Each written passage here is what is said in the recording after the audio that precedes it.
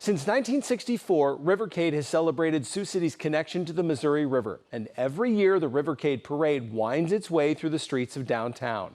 Historic 4th Street packed with families eager to see the colorful floats, the classic cars, and of course, grab the candy.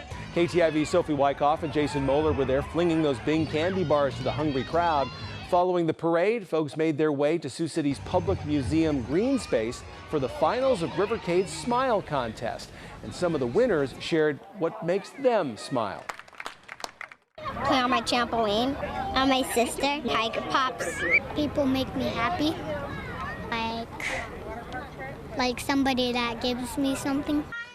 Now, all of the kids who took part got a Smile Award dedicated to their own smile. One girl is a 3-time Smile Contest winner, and this year she won the award for the wildest smile. Why do you think you won Wildest Smile? Because my 2 teeth are missing. And on this warm night, the crowds could cool off during the ice cream social with free dilly bars from Dairy Queen.